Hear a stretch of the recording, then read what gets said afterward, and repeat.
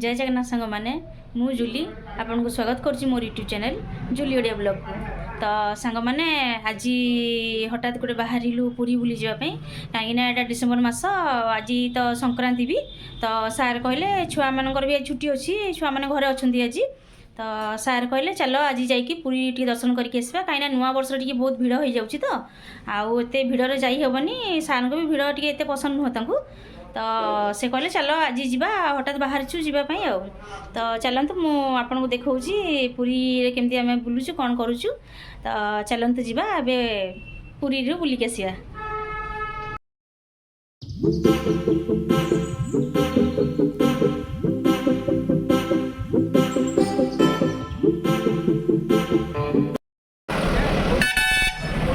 सांग मैंने एबे आम बाटमंगला पहुँची जाइचु बाटमंगला ठाकुर माँ को दर्शन करी एबे आम पुरी जाऊँ ताले चलतु जा पुरी आबे आपण मैंने भी दर्शन कर दिंतु माँ मंगला को यहाँ हूँ आमर बाटमंगला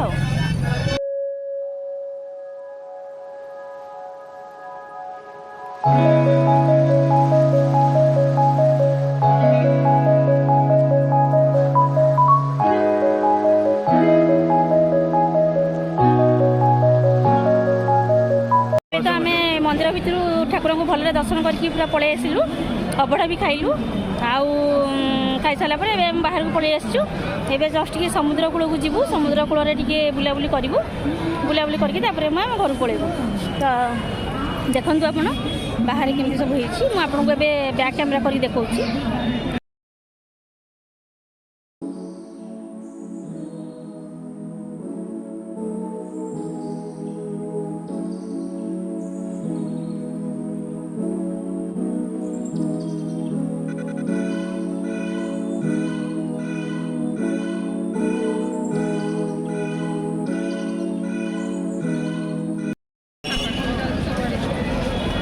सांग मैंने देखु केते भिड़ होती आज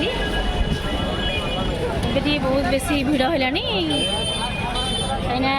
3-4 बाजिगला से भिड़ होती।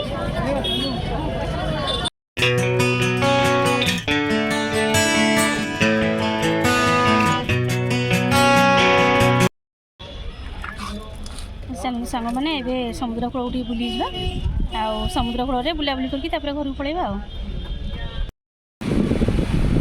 सांग मैंने देखते ये आम समुद्र कूल आसिक पहुँची जाइचु आउे समुद्र कूल टे बसबू बसिकी आम घर को पलैबू सांग मैंने देखु ये आम समुद्र कूल ठिया होइचु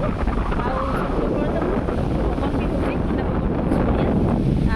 ठाकुर को बढ़िया दर्शन करदेलु देखु सांग मैंने समुद्र कूल केमती लहड़ी आईटा हूँ 5टा टाइम बढ़िया लहड़ी होची पवन भी बहुत बढ़िया ठंडा पवन होची जस्ट समुद्र कूल बुलू बुलिकी पलैबू घर को आ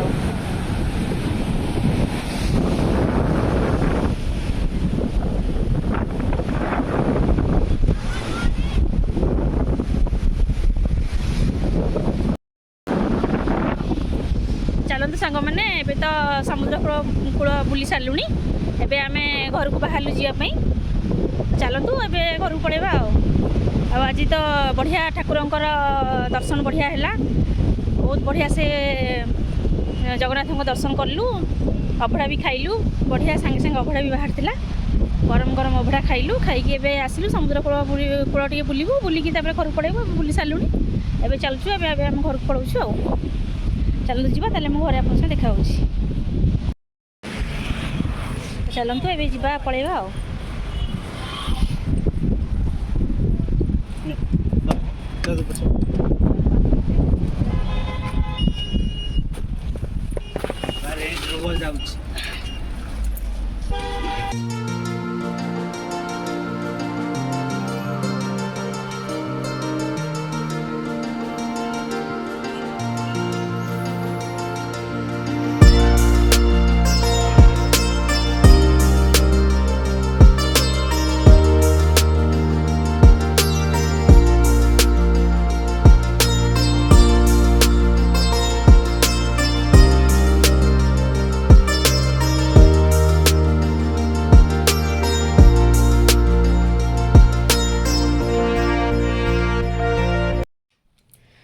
ସାଙ୍ଗମାନେ ପୁରୀ ଯାଇଥିଲୁ। ପୁରୀରୁ ଘରେ ଆସିକି ପହଞ୍ଚିଲା ବେଳକୁ ହେଇଗଲାଣି ସନ୍ଧ୍ୟା 7ଟା। ଆସିକି ମୁଁ ଧୁଆଧୁଇ ହେଇକି ସାଙ୍ଗେ ସାଙ୍ଗେ ଧୂପ ଟିକେ ଦେଲି ଘରେ, କାହିଁକିନା ଟିକେ ଘରେ ଧୂପ ନଦେଲେ ସନ୍ଧ୍ୟା ଟାଇମ୍ରେ ଭଲ ଲାଗିବନି। ଆଜି ବି ସଂକ୍ରାନ୍ତିଟା। ତାପରେ ମୁଁ ଆଜି ରୋଷେଇ ବି ଆଉ କିଛି କରିନି। ରାତିରେ ରୁଟି ଭଜା ଟିକେ କ'ଣ କରିଥାନ୍ତି, ଆଉ କିଛି କରିନି। କାହିଁକିନା ସାର୍ ମାର୍କେଟ ଯାଇଥିଲେ, ତ ଆସିଲା ବେଳକୁ ସେ ତାଙ୍କର ଦହିବରା ନେଇ ଆସିଥିଲେ। ତ ଦହିବରା ସମସ୍ତେ ଟିକେ ଟିକେ ଖାଇ ଦେଇଥିଲୁ, ଆଉ କାହାକୁ ଭୋକ ବି ଏତେ ହେଇନି। ତ ସେଥିପାଇଁ ଆଉ ରୁଟି ଆଉ କଲିନି। ଭାବୁଥିଲି ପରଟା ଟିକେ ଆଉ ଭଜା ଟିକେ କ'ଣ କରିବି, ଆଉ ସେଥିପାଇଁ ମୁଁ ଆଉ କିଛି କରିନି। ତ ସାର୍ ବି ମନା କଲେ ଖାଇବା ପାଇଁ, ପୁଅ ବି ମନା କଲା। ସେ ଦହିବରା ଖାଇ ଦେଇଥିଲେ, ସେ ବି ମନା କଲା ସାନ ପୁଅ ଖାଇବା ପାଇଁ। ଆଉ ବଡ଼ ପୁଅ ତ ସେ ଯାଇଛି ତା ସାଙ୍ଗମାନଙ୍କ ସାଙ୍ଗରେ କ'ଣ ବାରବାଟୀ ଷ୍ଟାଡ଼ିୟମ୍, ସିଆଡ଼େ ବୁଲାବୁଲି କରିକି ସେ ତାର ଖାଇକି ସିଆଡ଼େ ଆସିବ। ମୋତେ ଫୋନ୍ କରିଥିଲା ଯେ ମମି ମୁଁ ଇଆଡ଼ୁ ଖାଇକି ଯିବି, ମୋ ପାଇଁ କିଛି ରୋଷେଇ କରିବନି। ତ ସେଥିପାଇଁ ମୁଁ କହିଲି କେହି ତ ଖାଇବେନି, ଆଉ ରୋଷେଇ କାହିଁ କରିବି, ଆଉ ସେଥିପାଇଁ ରୋଷେଇ ଆଉ କିଛି କରିନଥିଲି। ତାପରେ ବି ଡେରିରେ ଅଭଡ଼ାଟା ଖାଇ ଦେଇଥିଲୁ। ଯାହା ଠାକୁରଙ୍କୁ ଦର୍ଶନ କରିକି ଅଭଡ଼ା ଖାଇଲା ବେଳକୁ ହେଇଯାଇଥିଲା ଆମର 3ଟା 3:30 ହେଇଯାଇଥିଲା। ଡେରିକି ଅଭଡ଼ା ଖାଇ ଦେଇଥିଲୁ, ତ ଆଉ କାହାକୁ ଏତେ ଭୋକ ବି ହେଉନି। ଆଉ ସାର୍ ବି କହୁଥିଲେ, କହିଲେ ଅଭଡ଼ା ଟିକେ ନେଇଯିବ, ରାତିରେ ଆଉ କିଛି ରୋଷେଇ କରିବନି, ଖାଇବା। ତାପରେ ମୁଁ ମନା କଲି, କାହିଁକିନା ସେଠି ଆମେ ବଡ଼ଦାଣ୍ଡରେ ବସିକି ଯେମିତି ଅଭଡ଼ା ଖାଇଲେ ଯେମିତି ଶାନ୍ତି ଲାଗିବ, ଘରକୁ ଆଣିକି ଖାଇଲେ ସେମିତି ଭଲ ଲାଗିବନି ନା। ତ ମୁଁ ମନା କଲି, ମୁଁ କହିଲି ନାଇଁ ଗୋଟେ ଟାଇମ୍ ଖାଇଦେଇଛି ଅଭଡ଼ା, ଆଉ ନେବାନି। ଆଉ ସେଥିପାଇଁ ମୁଁ ଆଣିନଥିଲି ଅଭଡ଼ା। ଆଉ ପୁରୀରୁ ଖାଇଦେଇକି ଆସିଥିଲୁ।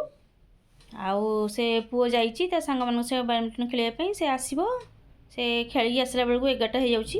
ତ ତାକୁ ମୁଁ ଅନେଇକି ବସିଛି। ଏବେ ହେଲାଣି 10ଟା 15।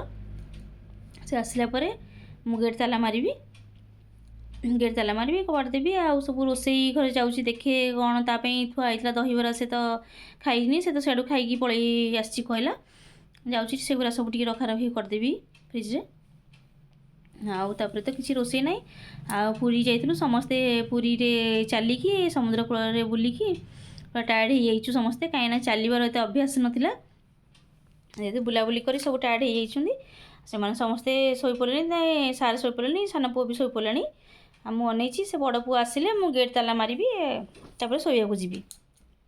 ତ ମୁଁ ଯାଉଛି ଏବେ ରୋଷେଇ ଘରେ ସବୁ କ'ଣ ଅଛି, ଆଉ ଦେଖେ ସବୁ ରଖାରଖି ଟିକେ ରୋଷେଇ ଘରେ ରଖାରଖି କରିଦିଏ। ତାପରେ ମୁଁ ଆପଣଙ୍କ ସାଙ୍ଗେ କଥା ହେଉଛି।